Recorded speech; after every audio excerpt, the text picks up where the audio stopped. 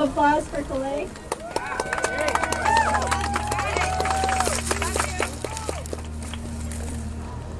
I did my part. I got it. I got mine because I wanted to protect myself and my family. Ultimately, I did it because I was terrified that I would catch COVID again and die. My happy, predictable daily life came to a screeching halt. I can no longer cook, clean, or even pick up and hold my baby for too long before my body begins to shake uncontrollably or is thrown into excruciating amounts of pain. My quiet life has suddenly become very public. And with that has come so much ugliness and bitterness from people who know just the surface of what's happened to me after this vaccine. I have been called a liar and a fake, and have even been told by the ER doctors that this is all in my head. I'm hoping to share my story in an effort to give others going through what I'm going through a voice and to show them that they don't have to be afraid. So for everyone suffering, for everyone being pushed, guilted, and frightened, I see you, I hear you, I believe you. I love you. I love all of you because that is the only thing that is going to get us through this. Thank you, guys.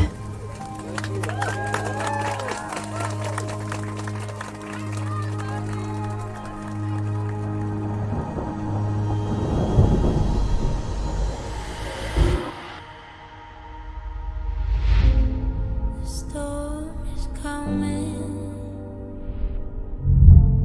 It's rising up. The storm is coming. Did you get enough? Drug companies have spent $4.5 billion on lobbying and campaign contributions. In today's world, big pharma decides whether you live or die, and that makes them dangerously powerful. Mr. Chairman, it is a sad fact that we regulate industries such as machinery and automobiles far better than we do those that affect what may be placed in our bodies. Pfizer received the biggest criminal fine in US history for mispromoting medicines and for paying kickbacks to compliant doctors. They're getting paid by the pharmaceutical industry, by the very companies that they're supposed to oversee and to protect us from, that they're supposed to oversee, that they're protect us from. The storm is coming. Have you had enough?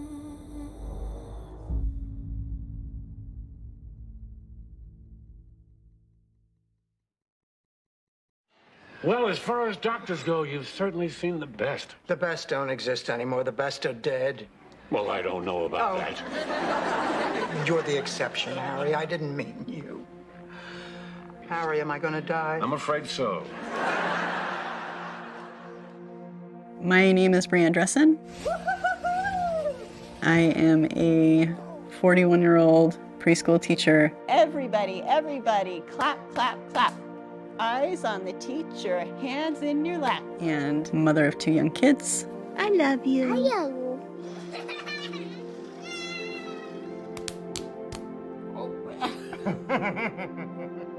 I met Bree in college when we were both at a climbing gym at an outdoor club event.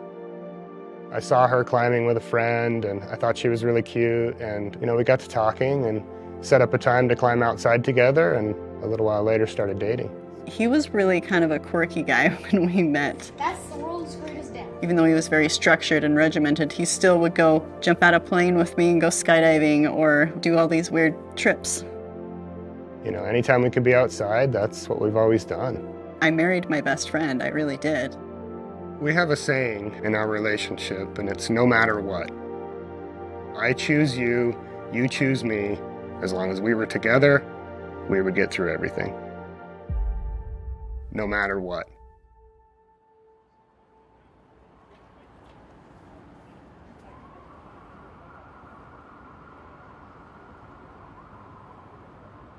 It was very scary because they were preparing us for something very bad. U.S. health authorities tonight say there's no doubt we'll see more of this. Americans sick with the coronavirus who need to be kept in isolation. I had never been in that circumstance before, so part of the preparation was some of us were elected to go to Rochester to do mass casualty training. Yeah, I would say it was pretty terrifying to need to be in close proximity with patients that might be giving us a disease that could potentially be fatal. The clinics closed, the operating rooms closed. Hospitals just became emergency rooms. I've been through 9/11, Metro North disaster, flipped over tour buses. This is absolutely the worst. As a physician, I certainly have a little bit more medical knowledge than some in the lay public, but everyone was instilled with fear. So was I. Tonight, the death toll nationwide has now reached more than 16,000. During COVID time, I became a news junkie. I never turned my television off. Good evening, everyone. Tonight, we're becoming crushed under a tidal wave of unfathomable numbers. The United States now has the most cases of any country in the world, more than 83,000, which means it has surpassed.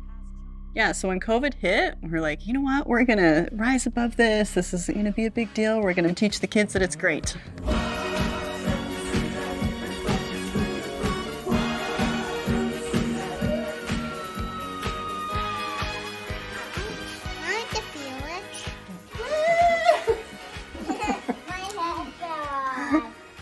So the kids were stuck at home and they hated learning from me, even though I was a teacher.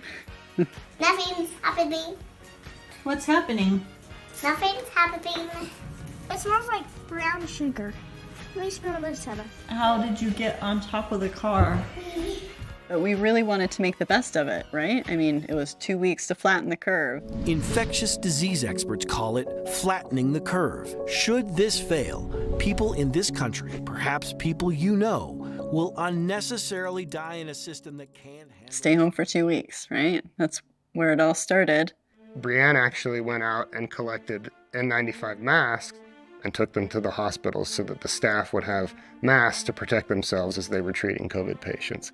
We wore masks everywhere we went. We used hand sanitizer. We stayed away from everybody. You know, if the CDC said do this, we did it. Today I want to update you on the next stage of this momentous medical initiative. It's called Operation Warp Speed.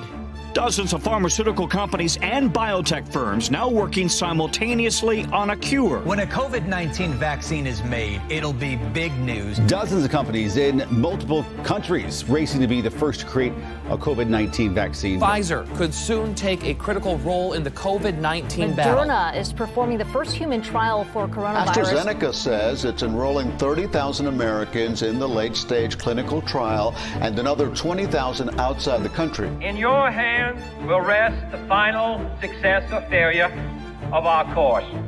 Ask not what your country can do for you. Ask what you can do for your country. So my friends are healthcare workers, and they found out about the clinical trial, and they said, hey, do you want to sign up with us? And I said, yeah. I qualified as high risk because of my preschool teacher job. There is no laughing in preschool. In normal times, it would take 10 to 15 years to get a vaccine to market. Now some companies have reached the clinical trial phase in a matter of months. I had been accepted into the trial, and then I didn't hear from them for like 5-6 weeks, and I didn't realize it, but at the time it was because the clinical trial had been put on hold because there were issues with AstraZeneca in the UK. Another drug company hits the pause button on its clinical trial. AstraZeneca is investigating what caused a patient to have a serious side effect. There was a case of transverse myelitis and a case of MS. The patient suffered from a rare spinal inflammatory disorder. This disease interrupts the messages that the spinal cord nerves send throughout the body, and this can cause pain, muscle weakness, paralysis, sensory problems, or even a bladder and bowel dysfunction. As soon as the trial resumed, I was in the first batch of people that got contacted to come in. Dr. Robert Frank says today, for the first time, 7 children between the ages of 12 and 15 enrolled in the Pfizer vaccine trial and were given a first dose. And first of all, I'd just like to thank you very much for volunteering for this trial, because without you, we never could do this very important research. Knowing that a vaccine was coming, I was excited. I was like, okay, this is going to end it. I wanted to be the first in line. Our kids actually came to us with it and said, you know, hey, heard this at school. Some of my friends went ahead and signed up for it, and you know, it looked good. We're pro-science, pro-health, you know, we're educated people, and we want to help.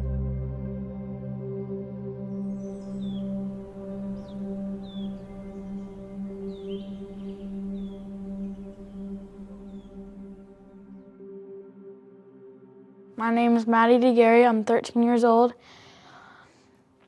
I used to do a lot of sports, but like before I got sick, and yeah, I don't know what else to say. So what are the possible known risks? First, as I mentioned, is the reactogenicity from the vaccine.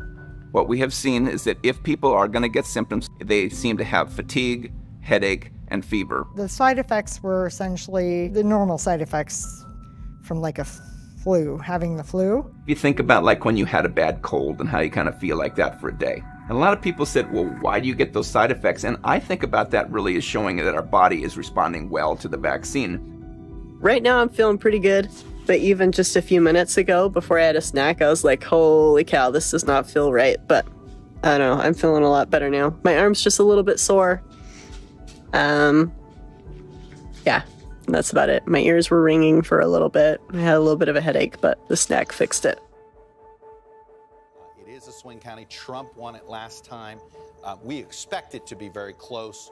This is what you can see. This is today's vote and what we're waiting on here, obviously. Later that night, my vision went double, and it sounded like I had seashells on my ears, so sound had become distorted. And I remember looking at my husband and just saying, something's not right. I'm starting to drop those results right now. It's because of the massive investment people are. It's until after the second shot that we really saw things get bad quickly. So what's going on right now? I'm shaking. What's wrong with your arm? There was electrical shocks going through her body. You couldn't touch her back. Her fingers were white, they were ice cold, swollen. I called the nurse line, told them what was going on, and they directed us to go to the ER. I mean, it was the scariest thing I've ever seen, but I honestly, at that point, I'm like, okay, she's in a trial, they're gonna take care of her. Like, that's what happens, you know, things can happen, they will figure this out, she will be okay. In the morning, the sensitivity to sound and light were still there.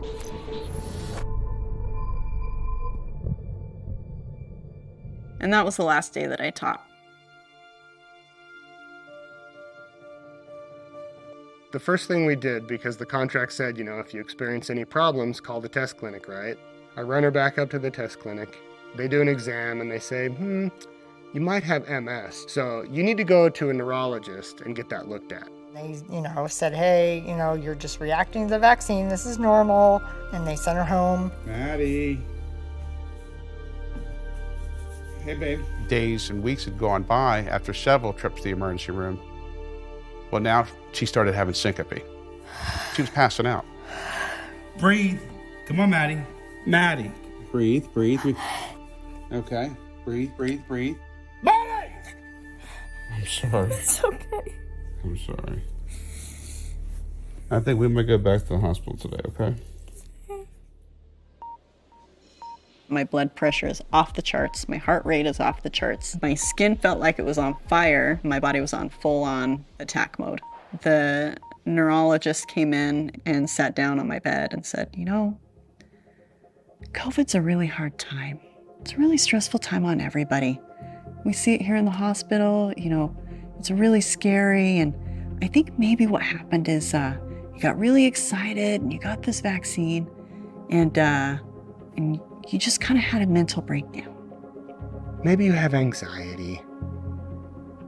Why don't you just go home and try to relax? They blamed all of this on anxiety. If you look at her charts prior to this, she never had anxiety in her charts. They took the adverse reactions to the vaccine off the table. Not another visit from Children's had said COVID-19 adverse reactions. So I was sent home after a diagnosis of anxiety due to the COVID vaccine. Oxford University, partnered with AstraZeneca, is expected to release results of its trials shortly. Sources say it could even be the first to be rolled out.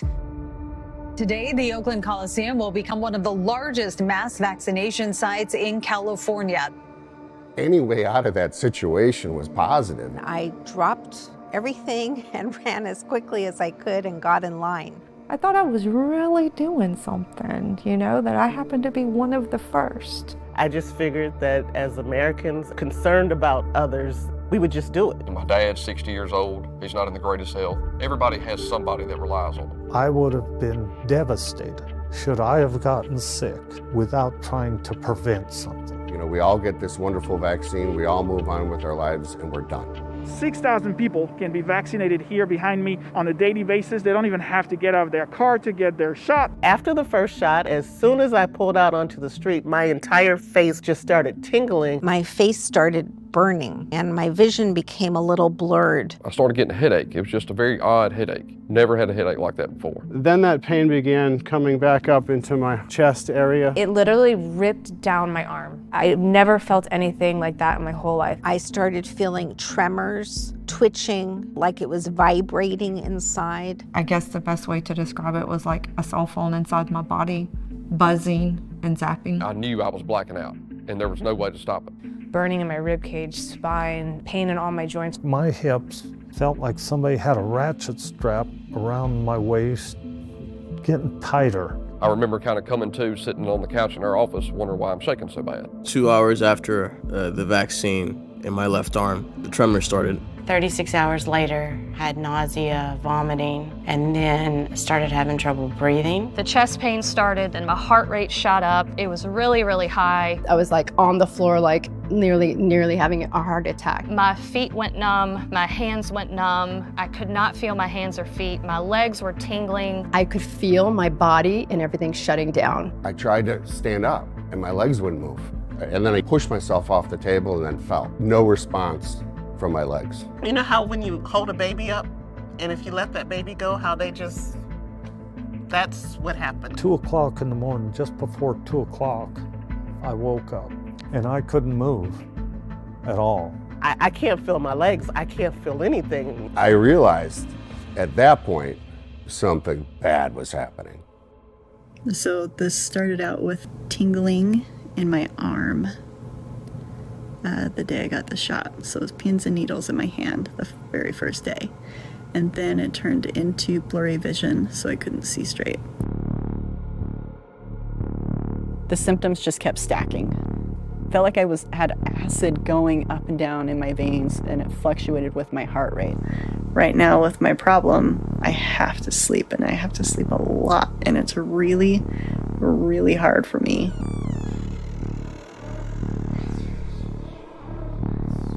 The kids couldn't be near her, they couldn't touch her.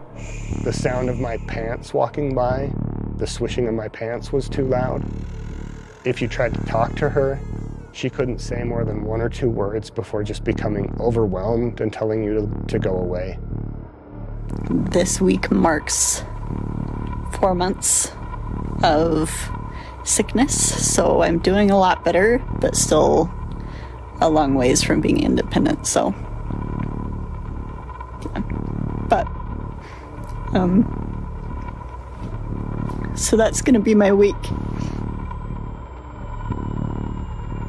And then it turned into this incredibly super sensitive sound issue to where my ears are ringing so bad all the time that even just me talking right now is making my ears ring. She was removed from my life, my kid's life, from her own life. Just completely isolated, hollowed out, suffering. And we weren't getting any answers. It all changed the day of her shot. Brian is going to get his vaccine on Wednesday, so that'll be good. Because if he got COVID, there really wasn't going to be anyone here to take care of him.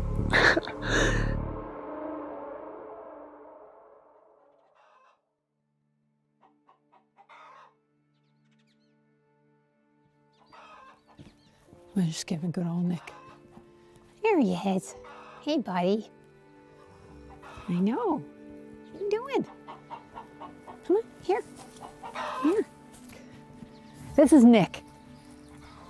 Yeah, he's a retired standardbred racehorse. They were racehorses at one point in their careers, right? And now you guys are all retired. And that's the thing, they've been part of my life for so many years. I just can't imagine ever not having them, you know? My husband and I had this barn built in 2006, when we first moved in here and put a lot of work in this place. This was my life dream, you know, and it's home to me. It's where I feel most comfortable. It's my sanity, I always say, and to think that this may be gone someday is pretty difficult for sure, you know. But if this is what I have to do, it's what I have to do, you know. We really need to make sure that we're providing a consistent message to our team, and we need to make sure that that's also in alignment with what our health system is asking us to do. And so since our last conversation, late February, early March, as they started getting more readily available to the public, that's when we really started seeing odd things in the emergency room and in the hospital ward. Patients who are coming in with brand new arrhythmias. They had never had an arrhythmia before. All I really remember is being laid down in the back of my vehicle and put on a stretcher. They sprayed nitroglycerin under my tongue, and one of the EMTs said, okay, that's enough, that's all I need. Send him to Highland. He's had a heart attack or he's having one. We're now sometimes seeing upwards of 7 heart attacks in our emergency room in a month's time in my small community hospital. What is the catalyst for that change? Like 20, 30-year-old people, perfectly healthy, no comorbidities, very active coming in, and they've got a blood clot in each leg, one in each side of the lung, covered in DVTs or PEs and blood clots. That doesn't happen. There's no cause for that. And then you look at their chart, and there's no reason for this to happen. But when you go to their vaccine history, sure enough, you'd see, oh, they took the shot a week ago. They took the shot 2 weeks ago. Every single one was like that. So our hospital system is a vaccination center. You sign a kind of a contract with the CDC. One of the things that you agree to is that you'll report any adverse side effects to the vaccine adverse event reporting system. This was enacted to assure, once you released it into the full population of people, that there was an early warning if there was problems with the vaccines. I didn't know anything about what VAERS was, what it stood for, what our responsibilities were. That was never educated as part of the vaccine rollout. So I started learning how to report these patients on my own, and it was through a lot of trial and error because it's a long process to report a patient. There's so much information that they need. Acute myocardial infarction, anaphylaxis, coagulopathy, COVID disease, death, Guillain-Barré, Kawasaki disease, multi-system inflammatory in adults and children. I just had one yesterday. Myopericarditis, narcolepsy, vaccine during pregnancy, seizures, stroke, transverse myelitis, and all these others. This is what you're supposed to be reporting, these conditions. So why is it when I'm reporting these conditions, I was audited? I'm doing exactly as the federal government is asking me to do. Yes, I agree. I understand your position. I'm not discouraging you from doing that. This is a tote bag of all of my patients.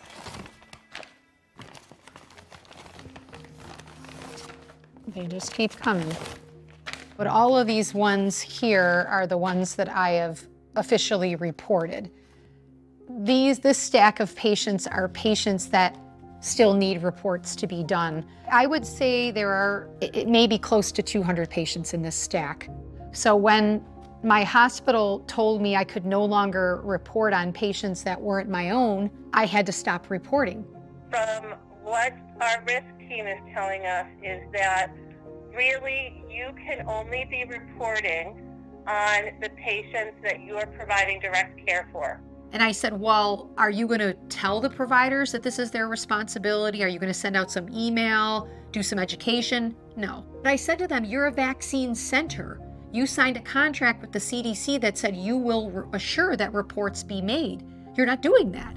We want people to get the vaccine, right? We want people to understand that on the whole, this is a very safe vaccine. I'm in administration, so I thought as an administrator, I would be taken seriously. Not with this, not with this. And it makes me very sad that all of these individuals are never going to have a voice, because that's what this represents, no voice for them. So these patients are all going to be unknowns and unreported. It's really sad. And many of them were COVID positive patients that were fully vaccinated that went unreported. Some of them are deaths. and they're just going to stay in limbo forever. I mean, for lack of a better way of saying it, we sort of, we toe the company line. That's part of our responsibility is to be supporting the mission of the organization. And when we think that we're, kind of... I was to support the vaccine effort, period, end of story. That is our mission. Never once when I was doing all of this stuff did I ever think you'd be unemployed 6 months later. It's crazy.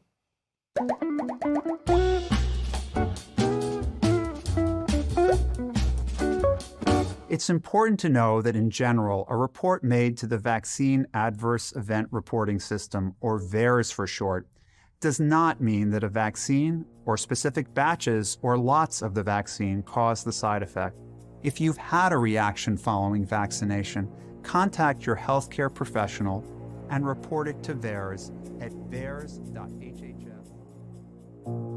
We had asked the principal investigator, hey, did you report this to VAERS? Because people kept asking me, and he said, we report it to Pfizer, who reports it to the FDA directly. We don't go through VAERS. I'm like, okay. When I asked for documentation, they would just ignore me. When asked about, did you report this information about the adverse side effects? And they said, yes, they reported it to their sponsor. Okay, can you give us the information? I would like to know what you reported. No, we can't do that. We already reported to our sponsor. The doctors that have seen her so far have not found something where they thought it was research related, is what they all were telling me. One of the first ones says related to the vaccine trial. So, and it happens within 24-hour period, all this went down. So I find it hard to believe that you're trying to steer away from that. They kept saying, these are pre-existing conditions. This is something else. This is not from the vaccine. The vaccine doesn't have these side effects. When she was admitted, her blood sugar was at 42. She had lost 20 pounds, and then it got to the point where she couldn't swallow liquids. Maddie. They stabilized her. That's when they put the NG tube in. Maddie.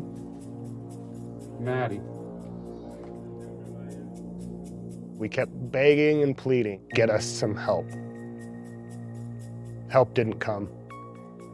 Looking through any sort of scientific articles to try and figure out, what do these symptoms mean? One in particular that was written by some doctors at the NIH. They published an article that said, we need to look out for neurological conditions after the COVID vaccine. These might be potential, so we need to watch for that.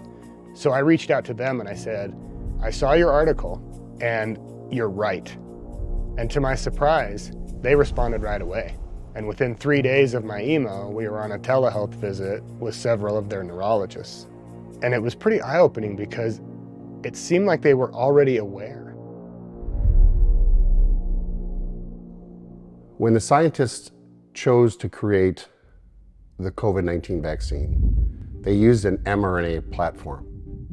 And that mRNA basically hijacks our own cells' construction equipment to create a protein. And that protein they chose was spike protein. Don't anyone get confused by this. Messenger RNA is not a bad thing. If we didn't have it, we wouldn't exist. It's the middleman, the messenger between what we are made of, this DNA, and the proteins that define us as this unit. The problem with this is the bastardization of the concept and the tomfoolery with nature itself, genetics. According to the manufacturers, they used the spike protein from SARS-2 as the template. The mRNA template encodes to make a spike protein. And then you have spike protein, in some cases, trafficked or brought to the membrane of the cell itself. You're putting little flags on the surface of the cell, waving around saying, hey, I have something bad in me, come and kill me, at least come check me out. Those cells become tagged for destruction. When spike protein is lingering, either after having had COVID or after having had a vaccine or a series of shots, that spike protein can induce autoimmune phenomena as well as many of the other mechanisms. The spike protein is a glycoprotein. That's the most common protein in our bodies. We know spike protein looks eerily like the body and brain, such that our immune system now is getting mixed up. So if you have proteins in your body close enough in resemblance to the spike protein, you can have the antibodies attack that. So when spike protein is lingering, the immune system is creating antibodies now against myelin, against the protective coating around the nerves, as well as in the brain. So unfortunately, they chose a protein that causes our own bodies to attack our own tissue. That's a problem. That's called molecular mimicry. Transverse myelitis is a disease or injury to your central nervous system. Perhaps my condition is from my own immune system responding to that mRNA vaccine and thinking my spinal cord was either COVID-19 virus or COVID-19 virus infected cells and attacking it, demyelinating it, and killing some of the neurons. There's no other way for the body to see that protein as anything other than foreign. Wherever it's found, attack. All the COVID vaccines that are available in the US cause the body to make the spike protein. And we did see the same injury happening for Johnson & Johnson, for Moderna, for Pfizer. We began seeing a deluge of new multiple sclerosis patients, other demyelinating disorders. Usually in these patients, it is not one symptom. They have a multi-system complex disease. The neurological system, the lymphatic system, the hepatological system, respiratory system, every system we have is being affected. There's immune dysfunction. It's basically immunological haywire. MIS, multi-system inflammatory syndrome. Basically, it's the pro-inflammatory branch or part of the immune system out of control systemically. So you get symptoms occurring, I'll call them symptoms, in many different parts of the body all at once. I need this out, I can't do it. When I asked my neurologist, do you think my transverse myelitis is related to the COVID shot? Quote, Joel, I don't want to get involved, end quote. When I brought up the fact, well, what do you think about the vaccine? Because that's the only variable. I said, no, it's not the COVID vaccination. The vaccination is safe. I literally laughed and said, girl, this is all in your head. I was brought in, given a room immediately, and told that I had had a heart attack and that I may have to have surgery. Hour and a half later, a nurse came into the room and said that there had been a horrible mistake and that I had had an anxiety attack.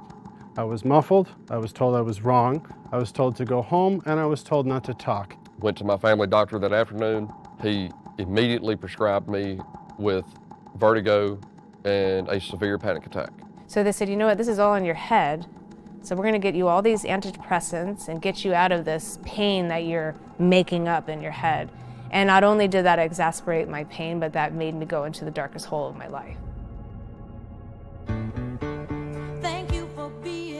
There's an episode of The Golden Girls that addresses this. Dorothy all of a sudden finds herself extremely fatigued. She knows that there's something wrong with her. She knows that there's something different. I have heart palpitations.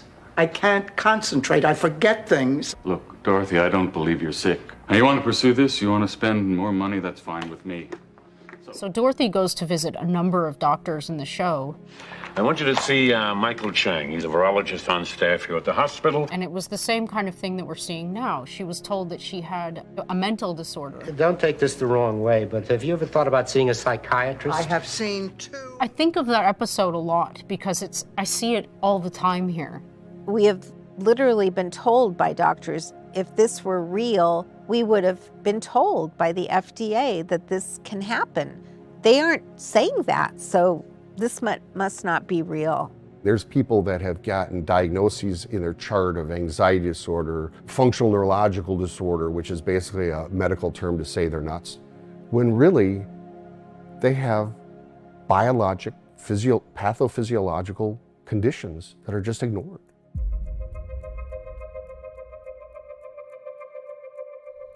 The number one diagnosis with these presenting vaccine-injured patients is something called functional neurological disorder, which I will tell you in this day and age is a dangerous diagnosis. Once that diagnosis is labeled in the chart, it's very difficult to get that erased. It's the first thing that these patients are identified as when they go back to the emergency room. CT scan came back normal. There was no growths or anything like that. And I went to see the neurologist. He had written in his record of my appointment with him that he had spoken with me at length about functional neurologic disorder, which had never occurred during that appointment. So they set me up with a referral to a well-renowned movement specialist in the city. And without even testing to see if I was experiencing high levels of stress or anxiety, she just said that functional neurologic disorder is typically caused by stress and anxiety. That's what's going on with you. Even my primary care provider, she diagnosed me with psychological conversion disorder. So once you are labeled with a diagnosis like that, it follows you from doctor to doctor to doctor to doctor to doctor, and there's no getting away from it. I made a decision very early on that I wasn't going to turn into a bitter person because of this. You know, because that'll just make it worse for everybody. And this is already a pretty terrible situation as is. This is not okay. You only had 2,000 kids in this trial. 1,000 of them got the vaccine. 1 in 1,000 is a lot. But talking to the doctors that I've talked to, I did write each one of them, and they're not telling me that they think it's research related. They kept pushing. It's just functional. It's just functional. When she had that officially put into her chart, it was the day before they submitted for the emergency authorization. The day before. Today, Pfizer announced its vaccine is safe and effective and generates a robust immune response against symptomatic disease in kids ages 12 to 15. I'm Ernest Ramirez. I'm the father of Ernesto Ramirez Jr. I raised Junior since he was a baby. I always felt that he was going to do wonderful things in this world because I was going to try my best to teach him. I didn't want to see my son sick. And in April, I took him to get the vaccine. 5 days later, my neighbor asked me if she could take Junior and her son to go eat and go play basketball. I gave him some money. I gave him a hug and a kiss. Told him to be good. They called me if he needed anything. That was the last time I spoke to him. My neighbor called me later on, screaming that something was wrong with Junior. So I raced to the park. They were loading him up on the ambulance.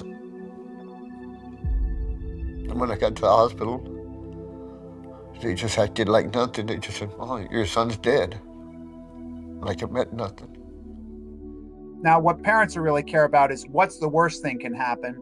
We do know that for males under the age of about 30, there is an increased incidence, it appears, with the vaccines of a rare side effect of an inflammation, mild inflammation of the heart called myocarditis. And it's very mild. They go to the hospital, they're looked at, observed, given a little bit of ibuprofen, a pain reliever, and they go home, and they seem to be doing just fine in follow-up as in the studies that we've been looking at.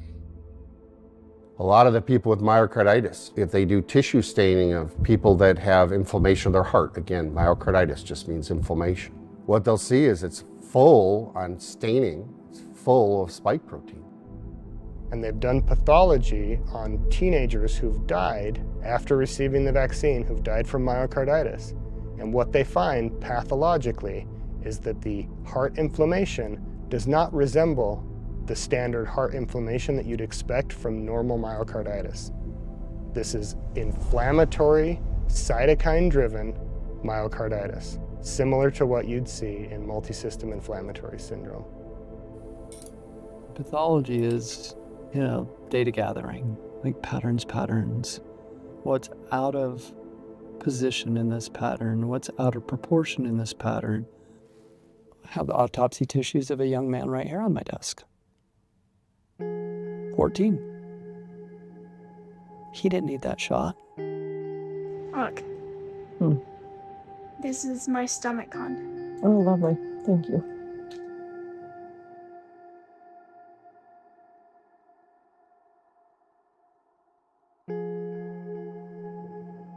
The second MRI was of her brain. And when she woke up, she could not control her neck. I'm here with you, okay? Maddie.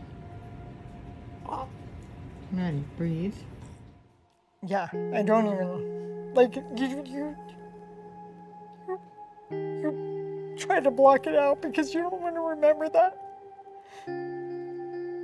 From the beginning, they've ignored everything that happened to her. They acted like it didn't matter, like it was nothing. Maddie, you can breathe, breathe.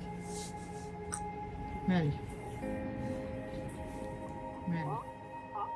You think that if something happens, they're going to do everything they can to make sure that they figure it out. They did not do that at all.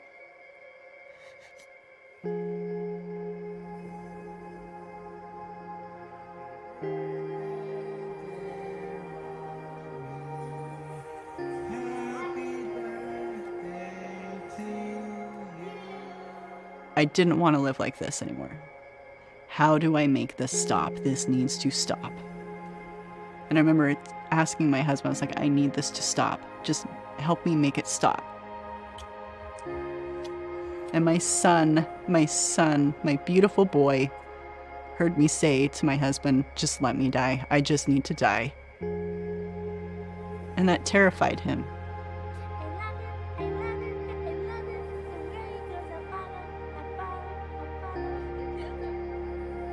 And as I lay in bed there thinking, oh my God, can I live like this? Can my husband live like this? Like, what if I'm in a wheelchair forever? Like, a normal person like myself was thinking of ways to kill herself. That is not normal. And I'm not saying this for you to feel sorry for me. I'm saying this for people to understand to the depths of which this is beyond frightening. When nobody has answers, nobody has a lifeline, doctors have no idea, nobody knows how to help you, and when you do go for help, they tell you that you have anxiety and you're crazy and it's in your head.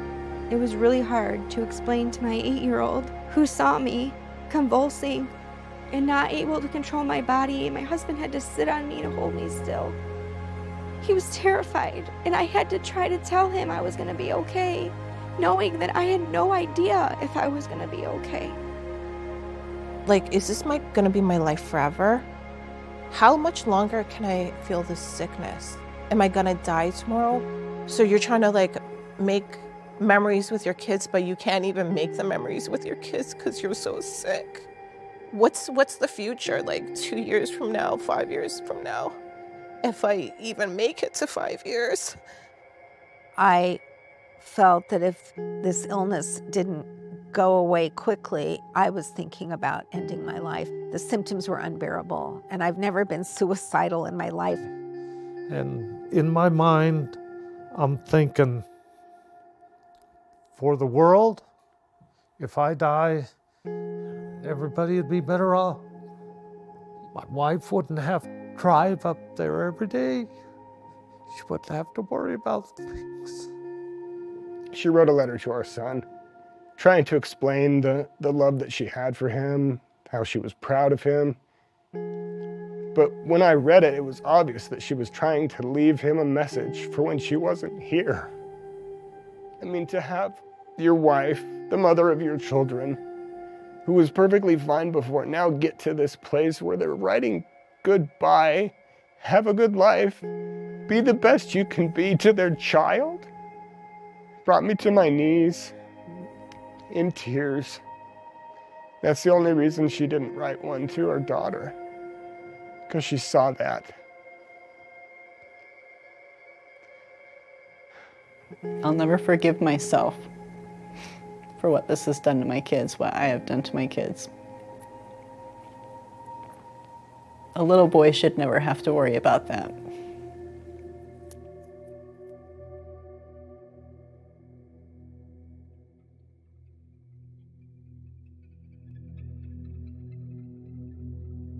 this is real. I have located several people that pretty much have some of the similar issues that I have. And the only thing that they've done different was receive the vaccination. We're supposed to work with my neurologist here with the NIH, and the NIH was recommending steroids, IVIG, plasmapheresis, those types of remedies. And my home team here wanted nothing to do with it. When we went to the NIH, it was, we're going to figure out what this is, we're going to find out what helps, and we're going to tell everyone about it. That's what they were promising. They told us that they were going to publish the data they were gathering on us. It felt amazing to be selected to go. They selected medical professionals, and for some reason, me. NIH diagnosed her with non-length dependent neuropathy, severe postural orthostatic tachycardia syndrome, post-vaccine neuropathy, tinnitus, and short-term memory loss. And the IVIG has really helped to knock that down. Here is my packet of IVIG. So this is a bunch of immune cells in here. It's not a silver bullet, it's not the cure, but it definitely is giving me my life back. So in March of 2021, I crossed paths with Dr. Denise Hertz. And she is a fierce force for good. She was injured by her COVID vaccine. And she had found 3 or 4 people at that point that were like us. Hey, Denise, it's good to see you. Hi, Bree. Good to see you too. After my comment that I wrote in Neurology Today, and I started getting emails from people all over the world, several women in the United States contacted me, and Bree, I believe, was the second person to contact me. I'm expanding my diet a little bit, and I doubled my low-dose naltrexone dose, which was awesome. That is a magical drug. I've been on it now for over a month, and it's really helping me a lot. I wish I had started it a long time ago. And so she said, hey, let's exchange emails. So she put us all on this little email string together, and we were all relieved to be there together. Our lives never would have collided in any way if we hadn't become ill. We live in different states and all different walks of life. So it was really amazing to be able to finally connect with even just a few people that knew exactly what I was experiencing. I finally connected with them. Bree was one of the ones that I connected with. It was April or May, and she was terrified. She was scared, her daughter was in the hospital, and my way of helping her was to listen to her. And I stayed on the phone with her countless nights while we both cried about what was happening to Maddie. We commiserated, we laughed. We have a lot of really dumb inside jokes now. Actually, I found a family. There's a core group of us. It's not a day that we don't talk. It's not a day that we don't type to each other. As time went on, the group continued to grow, and it got bigger and bigger. So Denise and Christy Dobbs set us up in a Facebook group. People started telling me, hey, there's a group out there of other people like you. And I joined it. She said, okay, we have a group with a whole bunch of vaccine-injured people. And the Facebook group got really big really quick. And before we knew it, we needed another Facebook group and another. And then there were thousands of us. At first, when I joined these groups and I started reading through everything, it was a bit overwhelming to see how many there were on there and how many symptoms there were after the vaccine. These groups are pretty much the only help that people are getting. Denise Hertz is on an email string with the heads of the NIH, the heads of the FDA, and the CDC, and they're all telling her, hold off, don't say anything, just give us a couple of weeks and we'll figure this out. If you look at VAERS database, there are more than 1,000 neurological side effects already reported. And that was March of 2021. They flew COVID vaccine injured into the NIH to be researched because of our injuries. They told us that they were going to figure this out. So we told everybody, hey, just hang on, help is coming, the NIH is going to publish. And then that would open up the door for everybody to get care. We've been at battle against the pandemic, and there's been damage. Seems reasonable to say, let's help these people. So the NFL player gets on the phone with a senator, And it's like, hey, check out these videos. I'm Ron Johnson. I'm the U.S. Senator from Wisconsin. Originally, when I heard that Ken called me, I just called him up. He's a Green Bay Packer Hall of Famer. You know, I know who Ken Ruckers is, so this is kind of cool. My name is Cheryl Rutgers. I live in Oregon. I'm a wife, I'm a mother, and a grandmother. His wife, Cheryl, had suffered a vaccine injury, and he just wanted to know, is there something I could do to help? I want our neurological injuries to be recognized and acknowledged by the CDC and the FDA. This is a group of people that have a very simple request. They just want to be seen. They want their stories heard. They would like to be believed. I told Dr. Nath at the NIH that I was going to do that press conference, and he commended me for my advocacy. And he told me that there were two things that the world needed to know, and one is that this was treatable and that early intervention was key. I just wanted to say thank you all for being here to hear these stories. As you can see, we are like family. We have suffered together for so long in a way that no one understands but us. Unfortunately, all I could do was create a platform and hopefully trigger some compassion. We are asking to be seen, we are asking to be heard, and we're asking to be believed. Thank you.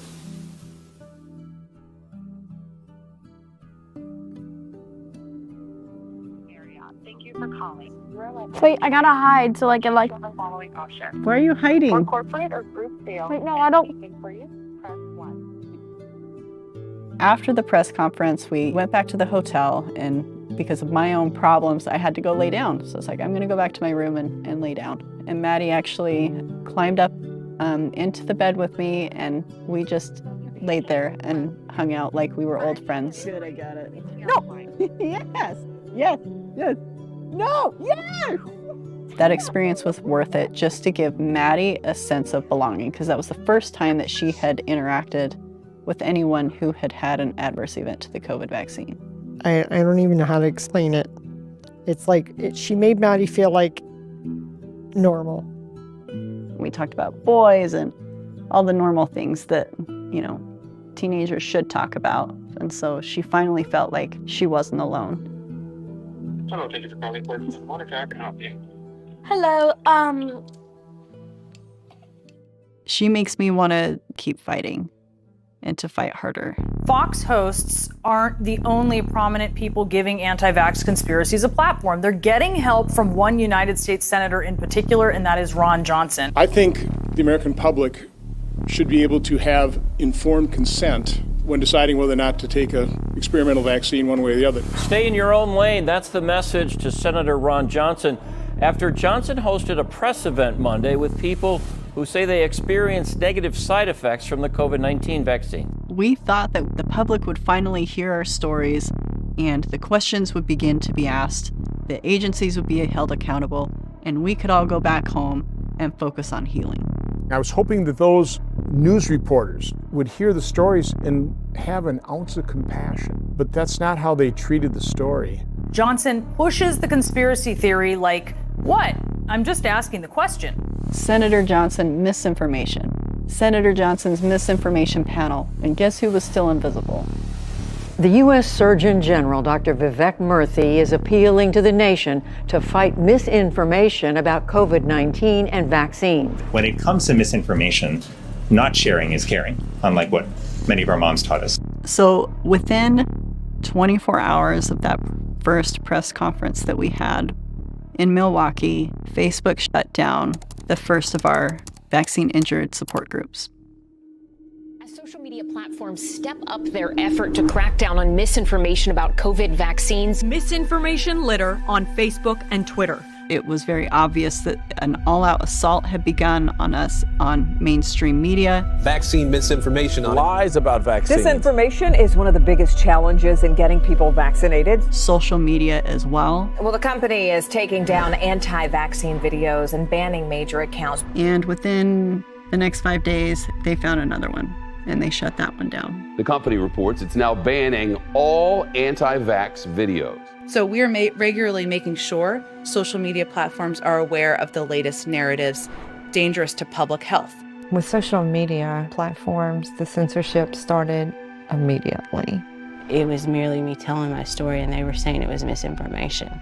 Even if it's me saying my daughter's own personal experience, then it is fact-checked and it's false. This is a responsibility of officials speaking, of course, on behalf of the government. It's a responsibility of members of the media. Mainstream media is not disclosing these injuries, and that's intentional. While Facebook says it's working hard to fight misinformation, removing 18 million COVID-19 falsehoods so far. And to be told that your life story is false information, how would that make you feel? We're dealing with a life or death issue here, and so everybody has a role to play in making sure there's accurate information. So if you're ever wondering why you're not seeing vaccine injuries in the news, well, it's a multi-layered issue. It's important to take faster action against harmful posts. As you all know, information travels quite quickly on social media platforms. They get threatened by health officials, university institutions, medical institutions. We engage with them regularly, and they certainly understand what our asks are. These support groups are a lifeline for people. This is all that they have. I don't know where to go. Look at this. Her cause of death, her actual cause of death is not on this thing. Right, which it wouldn't be. That's the problem. If there's anything, like any kind of prior health history, they will put that on the death certificate every single time. I get on the phone with as many people as I can, but it's it's almost 10:30 here. So kids put themselves to bed, and there's just not enough time in the day. Well, you go be with your husband and do treat him well and have a good time, and you relax, because I know you have done so much. Tell your husband I said Happy Father's Day. I will. Thank you for that. Okay. Bye.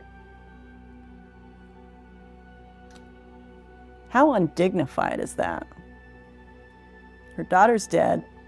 She's hoping that she gets a phone call from a preschool teacher. They have nobody, right? The government's turned their back on them.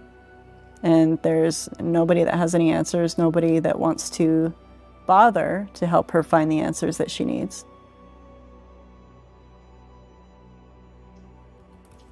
Good afternoon, wherever you're located. Thanks. If everyone wants to just introduce themselves, it might be helpful, and then we can introduce who's on from the FDA. After we got these meetings set up with the FDA, thankfully through my home senator here, Senator Lee. So I'm Peter Marks, Director of Center for Biologics. Peter Marks, head of biologics, is the guy that is supposed to evaluate the safety and the efficacy of these vaccines. As you can tell, we've got thousands of people that are having issues with the neurological side effects to the COVID vaccines. We're currently involved with research at the NIH, but the research at the NIH has been kind of mired and slowed. I confirmed with Janet Woodcock, the head of the FDA, as well as with the researchers that we were working with at the NIH, that I knew that they were talking to each other. And after that, NIH went radio silent. I wanted to make sure that they got a perspective from medical professionals. One of these physicians is a critical care physician. She's trying to hang on to her medical license. I'm going to protect her identity. Thank you, Bree, for inviting me. And Dr. Marks, it's really wonderful to meet you. As you know, the physician community holds FDA guidance in incredibly high esteem. After the FDA communications about myocarditis came out, both the ER and cardiology teams were tuned to look for it. Our patient care dramatically improved, all due to the FDA advisory. They disclosed myocarditis to the medical community, and the medical community was given the green light to actually identify myocarditis and look for it and help their patients, and also report myocarditis. So the FDA is not naming additional adverse reactions to the vaccine because the passive surveillance systems aren't displaying it. But the passive surveillance systems aren't displaying it because physicians are blinded to the adverse reactions in their patients and thus aren't reporting them. And it's resulted in a negative feedback loop. And I believe that this loop is the reason why we are having a hard time getting recognition from the FDA regarding our neurologic reactions. So we are really hoping to have a conversation with you that has more specific details with how the FDA has looked into things such as small fiber neuropathy, dysautonomia, and general neuropathy. It's not like we can just cluster neurologic symptoms in general. So is the majority of folks with this, is it dysautonomia? What would you say are kind of the top three? It doesn't have to be just one, but what are the top couple of things that you think we should be looking for? It is obvious from that question they have not looked specifically for any of these things. There's 88 distinct search terms on VAERS when you curate to indicate a neuropathy. So I'm hoping we can look at all of them. Yes, please feel free to send that to us. Yep, that would be helpful. Ask a preschool teacher and a critical care physician for 88 terms of neuropathy. We'll hand it over. We'll get that to you. You know, in the meantime, I hope that things get better for you both, and we'll continue to look into things. Thanks. Now, concerns are growing in Israel after some fully vaccinated adults got infected with the coronavirus. The country had one of the fastest vaccination programs in the world, but now cases there are rising again, fueled by the Delta variant. Breakthrough case numbers are on the rise due to the Delta variant. 469 cases in Massachusetts, 74% were fully vaccinated. Delta came to the United States and started evading the vaccines. The first question is, why isn't the United States looking in our own backyard for our data? But they were. They just weren't telling us what it said. COVID continues to surge across many parts of America, a major reversal from its drop early on when the scientific breakthrough of vaccines slashed the caseload, as you can see there. Now, July and August show those days of vanishing COVID cases were temporary. I've been working with healthcare claims data for over 25 years. And the data that I do have access to, which I'm really grateful for, is the Center for Medicare and Medicaid database. This database is so huge that it covers nearly 40% of the United States population. And I started to feel like I was the only one looking at it, because I think I was. 80% of the vaccinated over 65 population, an estimated 71% of COVID cases occurred in fully vaccinated individuals. You're not going to get COVID if you have these vaccinations. The breakthrough rate was 62%. What this says to me is the vaccine wasn't working, and they lied about it. Recent data indicates there is only one confirmed positive case per 5,000 fully vaccinated Americans per day. Instead of Rochelle Walensky, Janet Woodcock at the FDA, and the President of the United States being open and honest about the limitations of the COVID vaccines, they redirected all of that anger and frustration on the small, unvaccinated minority. So then came the pandemic of the unvaccinated. Pandemic of the unvaccinated. This is becoming a pandemic of the unvaccinated. Pandemic of the unvaccinated. Now, that's what the CDC says we're dealing with as the U.S. sees a new rise in COVID-19 cases. What we really need to do at this point is to make vaccination the easy choice. It needs to be hard for people to remain unvaccinated. Now we need to go to community by community, neighborhood by neighborhood, and oftentimes door to door, literally knocking on doors, to get help to the remaining people protected from the virus. If my commanders saw this in a movie, they'd be like, oh my gosh, the binder. We've all seen the binder. Like, this is one of 3 binders. My name is Lieutenant Colonel Teresa Long. I'm a Army flight surgeon, and I have a master's in public health. I'm an aerospace and occupational medicine specialist. A new study on the COVID-19 vaccines found more cases of heart inflammation than expected among members of our U.S. military. Right out the bat, when they came out and they just had this stance that it was safe and effective for absolutely everybody, it was just blatantly absurd.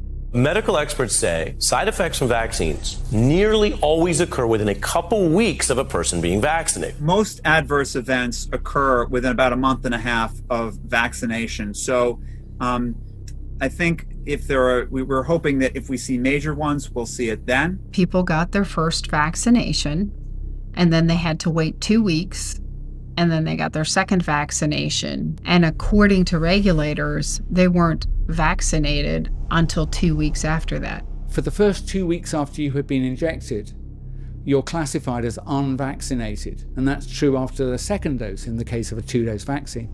30 days past vaccination administered within the past 30 days.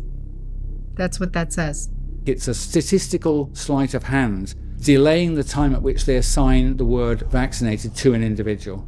All of those people who died within that time frame will be reported as having been unvaccinated. If you then compare on a chart people who died who were unvaccinated and vaccinated, we would be shown a wrong cohort of people that died after vaccination. So if you replotted that data by defining these people properly as injected or uninjected, it's a very important distinction when you're talking about immunological effects, side effects, reactions. We're actually seeing vaccine injuries, but according to their own established timelines, these people were unvaccinated.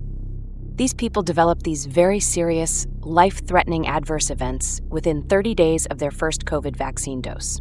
So every time you go in to see your medical provider in a clinic, you have to assign a diagnosis code to why you were there. This person had a pretty normal health life up until the time of the vaccine. 6 days after the vaccine date, they have a cardiac arrest and they die.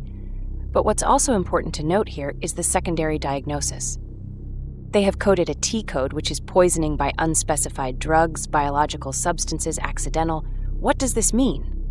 What if they died because they had an anaphylactic adverse event to the COVID shot? I highly doubt their primary diagnosis is going to be adverse event to COVID vaccine. First of all, the code doesn't exist. They're not willing to create a 6-digit code to track us. Why? I don't understand it. Because without that code, we don't exist. That's how these numbers can be manipulated. They can be manipulated so we can't search them, but they also can be manipulated to really hide them.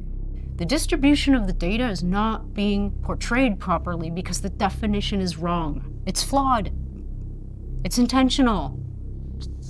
The pandemic of the unvaccinated was, in fact, a pandemic of vaccine injuries. That is the pandemic of the unvaccinated. These are facts you can use if you're talking to people. As for the FDA approval part, Dr. Fauci says that's also now likely a few weeks away. I kept having more and more unusual things coming up in our population. More and more people kept coming and talking to me about their horrible side effects from the vaccine. Stop. And I think I should go look in that database, the DMED. So I get on the computer and have access to it, and I start plugging in ICD codes. And the numbers are just unreal.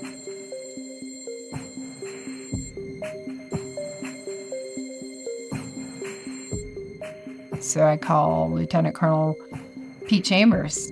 My name is Pete Constantine Chambers, retired Lieutenant Colonel, United States Army Special Operations. I was also a flight surgeon with the United States Army Green Berets. When I lost the ability to go to my command, I went to a congressman. I went to 2 congressmen. I went to 3. Nobody wanted to talk about it until finally Senator Johnson came forward and said, I'm looking for whistleblowers. And I had been talking to Dr. Teresa Long, a lieutenant colonel, flight surgeon out of Fort Rucker, Alabama, and she said, look at the DMED data, Defense Medical Epidemiology Database. Look at that data. I pulled up the DMED data and went, whoa, neurologic events up 1,100% since the shots rolled out. 11x rise. The DoD data at this point, as well as the Medicare database, they both talk about how neurological disorders are happening at a much higher rate than myocarditis, and they still can't find it. We have not found a rate of transverse myelitis, for instance, that is higher than would be expected in the population. So this is transverse myelitis. So essentially 2021 had as many cases as the preceding 4 or 5 years before it. That's the main part of defining a safety signal. Is it out of the ordinary? I don't have the data to be able to make a connection yet. The average number of adverse event reports to VAERS over the past 30 years for all vaccines combined is 39,000, more or less. Compare that to over 700,000 reports.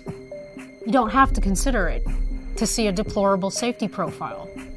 There's a database that exists in the government realm called the Social Security Administration Death Master File. And this file has roughly 90 million records in it. And it captures 85 to 90% of deaths in the United States. So what I did was compare each month for the prior 5 years. For these mRNA vaccines, there is incredible BS out there about like thousands of people dying, etc. That just ain't true. We are seeing right now the highest death rates we have ever seen in the history of this business. It's not just at One America. The data is consistent across every player in that business. When comparing the DMED data to VAERS and to other data banks around the world, to include actuaries from insurance companies, when you compare those, they virtually line up the same. I don't want to think that these things are so dangerous that they're causing this much excess and injuries in my fellow people. But it really, really looks like that's the truth. They continue to query the various databases, the large databases for neurologic adverse events, still have not seen a signal. You explain to me. Everybody explain to me. Regulators explain to me. Why is this not being investigated as a safety signal? Wow, yeah, we need a lot of answers from a lot of people. And then she started work because she's 16. That was her first job, and then her legs just like buckled on her, and then these falling incidents started. Okay, yeah, so that's POTS then.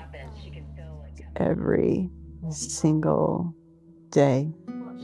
Why it is the responsibility of sick people to do this is beyond me.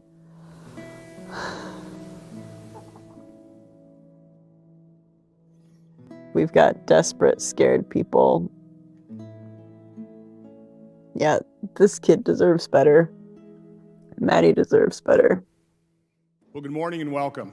I first want to thank all the participants. Many of these individuals have a very difficult time traveling.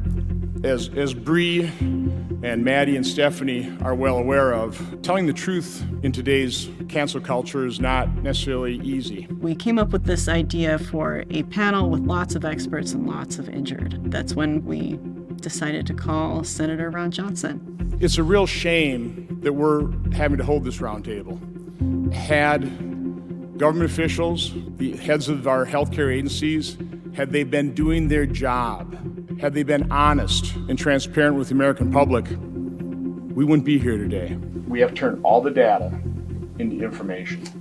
We need to keep building on it and building it and building it until it's irrefutable and it can't be ignored. Vaccine injuries are rare and mild until one happens to you or your loved one. First, take note that the principal investigator for Maddie's trial is the lead author for the New England Journal of Medicine article. We have now gotten the internal report that Pfizer submitted to the FDA explaining what happened to Maddie. The principal investigator paid by Pfizer says that he does not, quote, feel the vaccine is related to Maddie's injuries despite all of the medical records, initial emergency reports reflecting that it was the vaccine. Sorry that things are... Sorry not fixing it, but you know this is related to the vaccine. That's what kills me. How do you say that it's not related? And we have the email that Peter Marks, Mr. Just a Minute, who's deciding on licensing COVID-19 vaccine, says. Principal investigator says I don't feel it's related. Done. That was it. That is your regulatory authority in action. In the EUA amendment, Maddie's adverse reaction was reduced to 5 lines that they claim was eventually diagnosed as functional abdominal pain. It's a stomach ache. Because my reaction was so severe, AstraZeneca told me I was not allowed to get the second dose. In the trial report, it says that no serious safety concerns were identified. They also go on to say that 180 people withdrew. 266 people experienced an adverse event leading to trial discontinuation. 56 of those were considered neurological. For us to make some kind of a statement publicly, we have to find the data in our database that says that in a group of vaccinated individuals versus a group of unvaccinated individuals, that we have some type of signal. Where's the unvaccinated background that they're using? Where are those people? Because he says they need them. How many studies do you run where you take the placebo group and give them vaccine to? After the end of May, we have lost the placebo group, so we cannot really say anything about the duration of vaccine efficacy after that. There's no more efficacy data, basically, after that. So they're not the control group anymore. Isn't that the purpose of a study?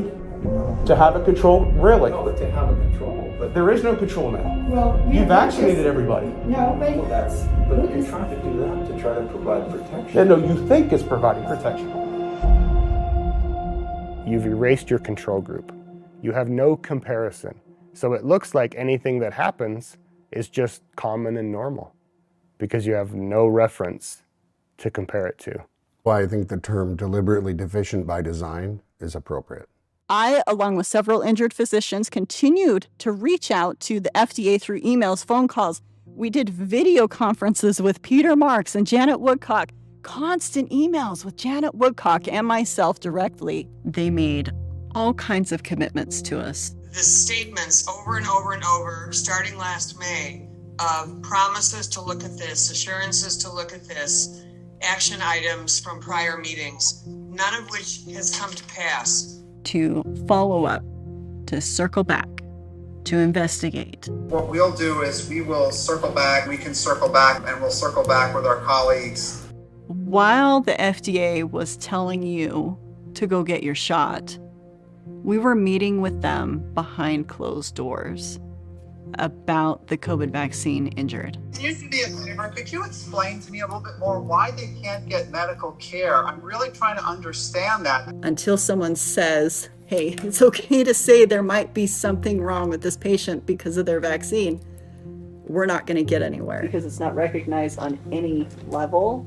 We have several kids that are being labeled with FND. My own doctor's still at home. They're afraid to say COVID vaccine injury. It's almost like it's a dirty word. It's really weird. We have literally asked and we have begged repeatedly for them to acknowledge these reactions. They're trying to do the best and not give you misinformation because we rush stuff. In the meantime, our lives are misinformation.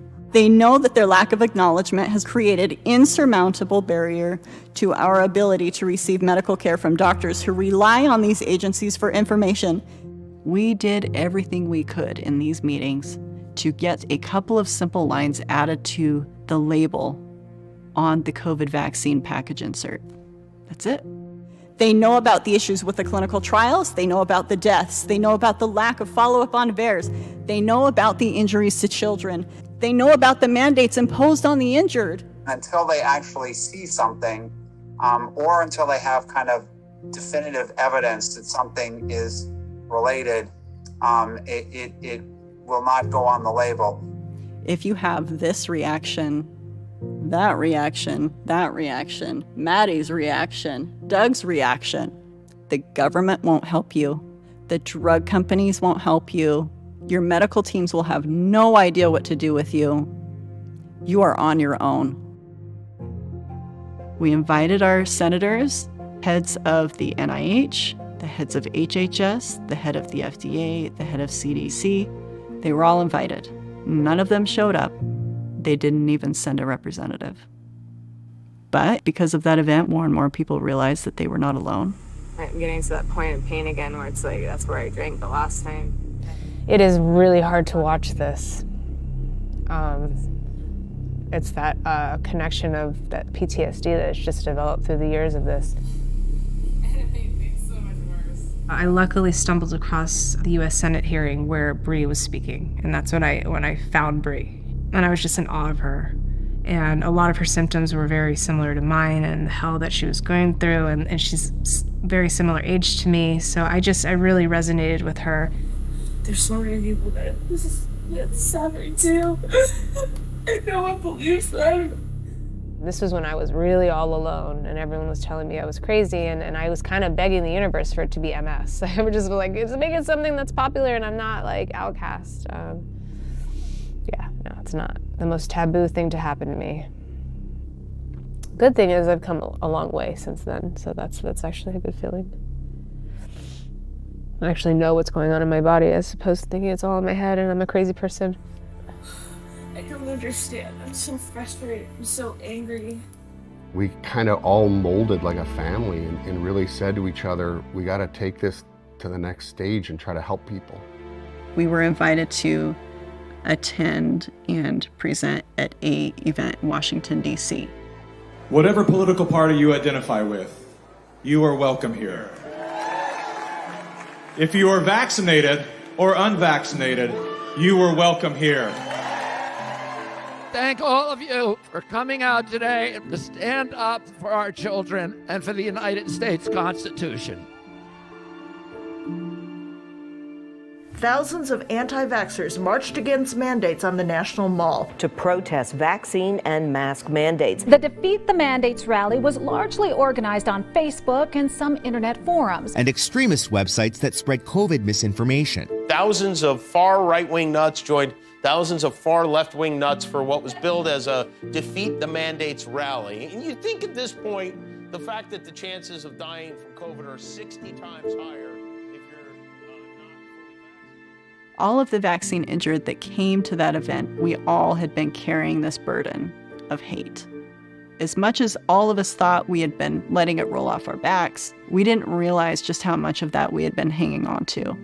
That's when we launched React 19. The team of injured people at React 19 saw my story and reached out. I broke down in tears as I realized I wasn't alone in the search for answers. That was when I met this beautiful group of people behind me. Look them in their eyes. Acknowledge their suffering. Admit this is real, not just rare. It was the first time since this whole thing started for me that I was met face to face with people that believed me. All of that hate that we had been absorbing for months, it melted away. And in that place, it was just replaced with love and respect. For once, someone actually could see us for who we really were. Please consider giving generously to React 19. 100% of the funds raised will go directly to the COVID vaccine injured for their medical expenses.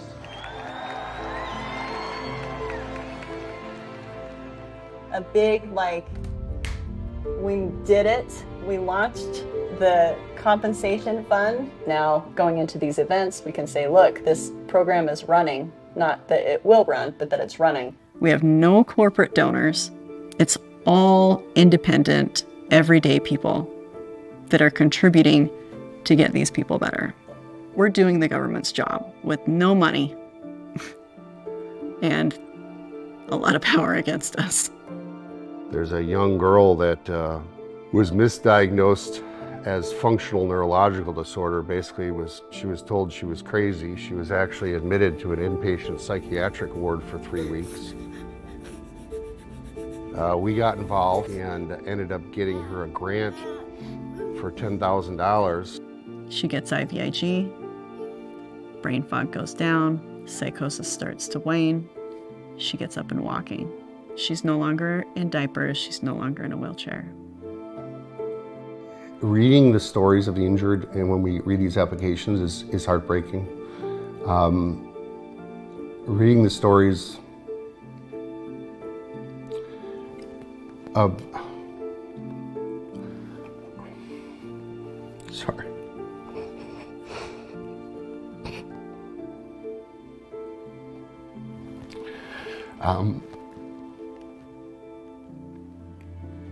Reading the stories of the injured kids.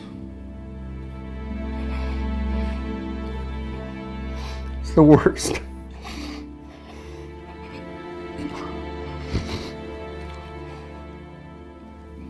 But, I mean, It drives me to continue to move forward and to help whoever we can.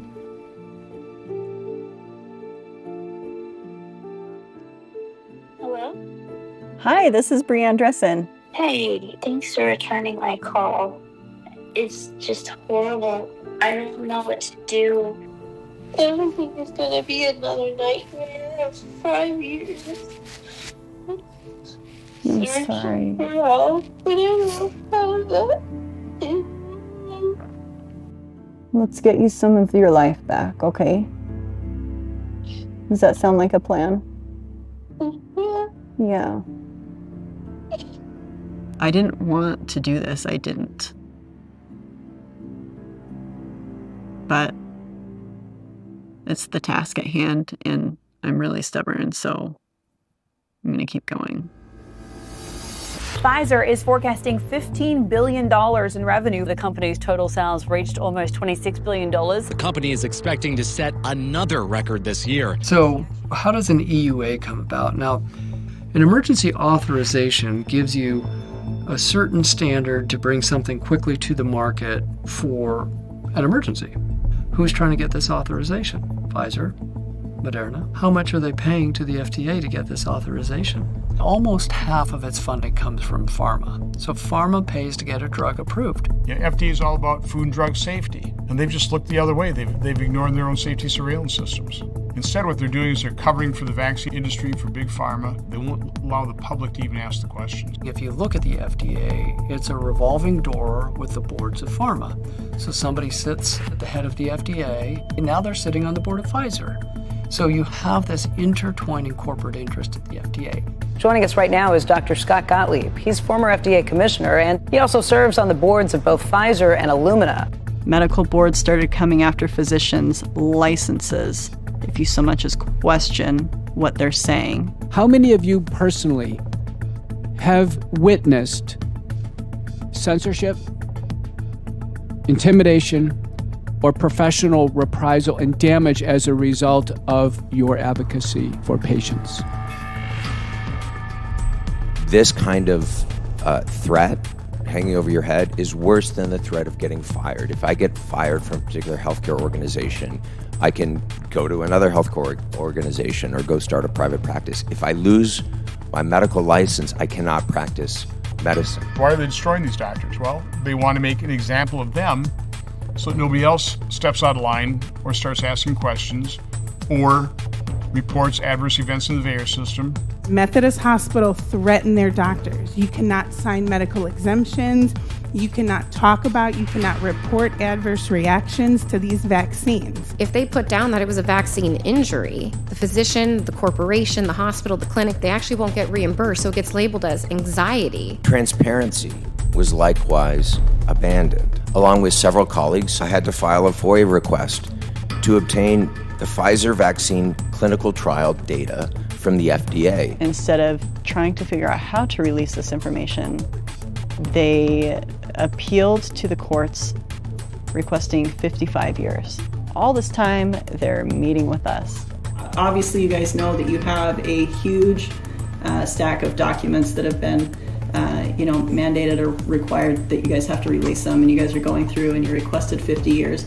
So if you can imagine for the vaccine injured, that was like a big kick in the pants. That's not going to help here. I can just say that with absolute certainty, because that's not what's that has manufacturing information. It has clinical trial information that will have to be redacted. The agency came back saying that it wanted 75 years to release this data. FDA supported Pfizer in their desire to withhold that trial information for 75 years or 100, a very long period of time, okay? Basically keep it hidden until we're all dead and gone. I don't think that you'd actually find the answer to the problems that are going on. They found their syndromes in there that they were told for months don't exist. There were nearly 26,000 reports of nervous system disorder. And you know what, it'll come out in the wash and you'll see, I don't think there's anything being hidden here. None of us are denying that there are potential vaccine injury here. No one here is denying what's going on here. None of us are denying that there are these reports of neuropathy. I'm not denying that doesn't, just so we're step back. No one's denying it.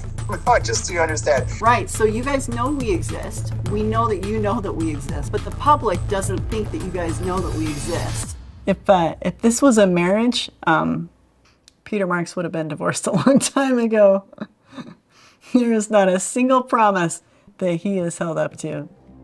I got contacted by attorney Tom Renz over the weekend. He showed me the data that is being extracted from, what is the name of this database? DMED. It's the Defense Medical Database. They have noticed a very alarming increase in instances of certain conditions compared to a 5-year average.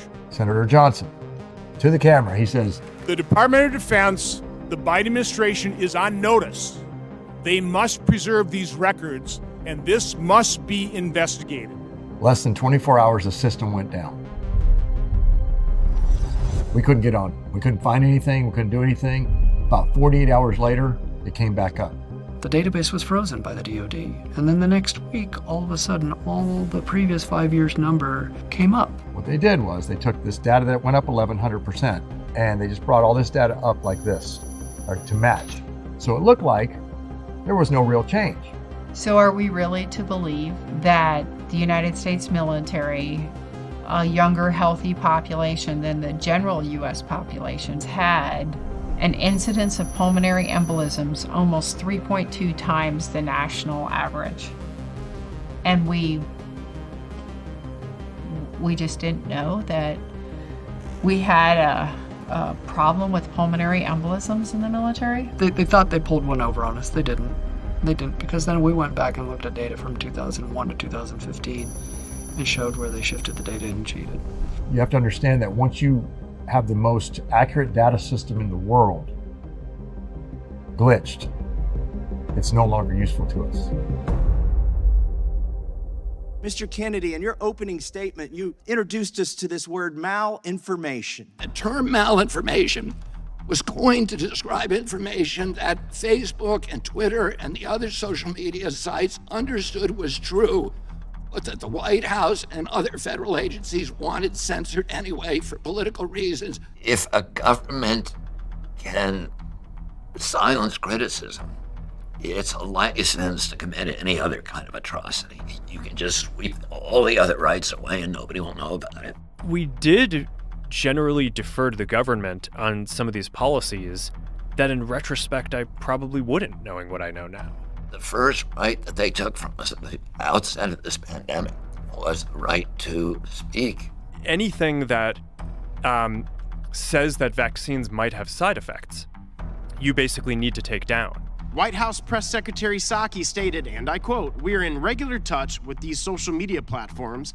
Facebook should provide publicly and transparently data on the reach of COVID vaccine misinformation, not just engagement, but the reach of the misinformation. We're flagging problematic posts for Facebook that spread disinformation. Psaki also stated that we have proposed that they create a robust enforcement strategy. Create a robust enforcement strategy. Who's telling you to take down things that it was that talk about vaccine side effects? It was people in the Biden administration. We've seen many pages of emails between Mr. Flaherty and social media platforms where he relentlessly badgers them to increase the censorship of ordinary Americans' free speech on social media, and he gets results.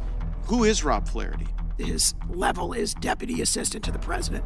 These people from the Biden administration would call up our team and scream at them and curse. You see the platforms agreeing to censor things that are truthful, that do not violate their policies at the behest and at the pressure of the White House. All these different agencies and branches of government basically just started investigating and coming after our company. It was brutal. It was brutal. The Virality Project would send reports every single week on everything going on in the United States and even the world that would cause vaccine hesitancy. Little did I know that my moves, everything from the meetings that I was having with Senator Mike Lee, the briefings that we had with Senator Ron Johnson, all of it was being tracked and sent in a lovely little package to brief the White House. Then Robert Flaherty was the one that took that information and told social media who they needed to silence. And did Mr. Flaherty ever request any reports from social media companies on specific censorship issues. We see email after email after email from the White House, from Mr. Flaherty, pressuring specifically Facebook, but also other social media platforms to take down disfavored viewpoints. And the emphasis in those emails is on true content. They pushed us super hard to take down things that were honestly true. Any truth, any information that just might increase vaccine hesitancy is not allowed. The true content is what they perceive to be doing the most to undermine the narrative that the White House favored at the time. Once you start censoring, you're on your way to dystopia and totalitarianism. There's never been a time in history when we look back and the guys who were censoring people were the good guys. So here we are in Washington, D.C., and the reason that we've come back for a third time is because nothing is happening for those who have been harmed by the COVID vaccines.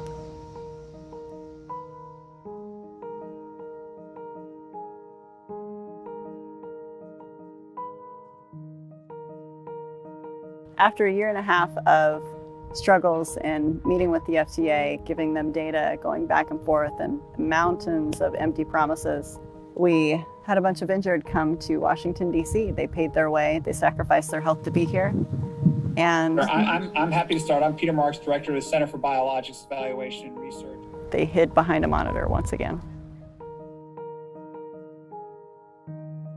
I really appreciate hearing what we heard today, and we'll continue to work towards trying to understand what is, the safety profile of these vaccines as best as we can.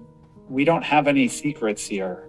I take what you've said today seriously, and we will continue to work through this. So thank you. Take care. Thanks.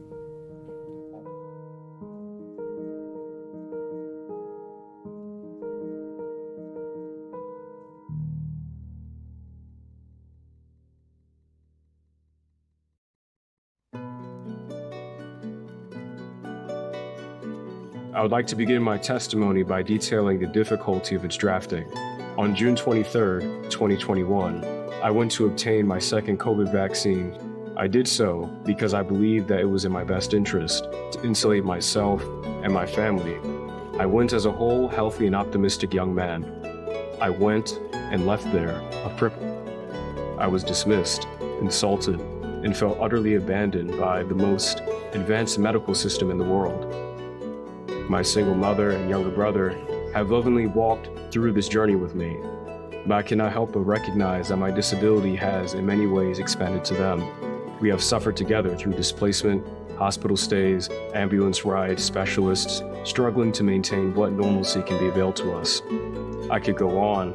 The allotted time is far too short to give full breath to the horrors I've experienced and to all that I have lost. But in my final moments with you, I ask, how long? How long until we are acknowledged? I have faith that something can be done, but we must be willing to look at this. People must be willing to look at us with open eyes and a compassionate heart. Again, I ask, how long? The FDA, NIH, CDC has chosen to do nothing. In some cases, has actively chosen to censor us. When I think of the years that I studied in college about medicine and my dreams of practicing medicine, I never, ever in a million years thought that this is how things were. I guess I was just so ignorant to the fact that it's a business. I never thought of medicine as a business. It's not what it's supposed to be about. We have doctors that have no idea of really our diagnoses. And really there's been no concerted national effort to try to not only give us diagnoses, but let alone develop testing, diagnostics, and treatments. That's where we're left. What you get when you mix politics and medicine is politics. These people need to be seen. Side effects are real, not rare. We need to learn from this and never allow this to happen again. It's hard to tell our stories. It's not easy. but we're going to fight and we're going to stand for truth. Our lives depend on the truth coming out. You know, I don't have to be out here in the world fighting or trying to protect people, but I do. I choose it. You know, I choose to do that for my son in his honor. Because if I don't stand up and speak, who's going to do it? It's just, I feel it's the right thing to do. The hope in all of this lies in, and this is what the injured keep pushing for, right? Recognition. Because once it's recognized and acknowledged that this is happening, the conversation can start, right?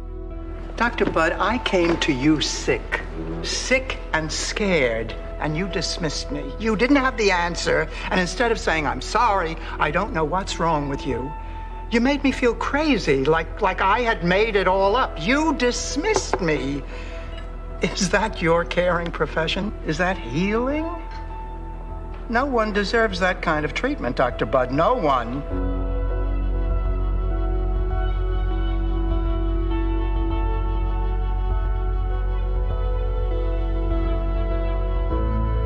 If you look back on all of this and people say, well, why did this happen? What's going on? The easy answer is if you want to know what's going on, follow the money. But if you want to know the truth, look at who's being silenced.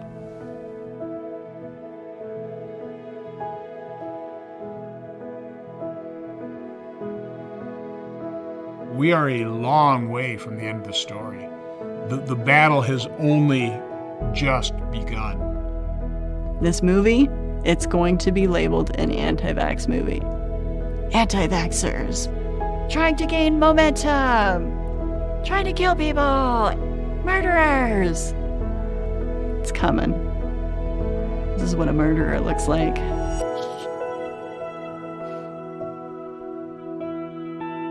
I want to go back to what I call normal life.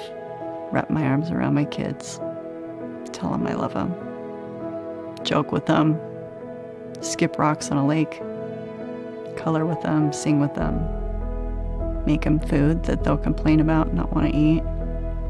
We have a saying in our relationship, and it's no matter what. Through all those struggles and trials, at the end of it, it would always come back to, I choose you, you choose me, no matter what. You know, someday, Dr. Budd, you're going to be on the other side of the table. And as angry as I am, and as angry as I always will be, I still wish you a better doctor than you were to me.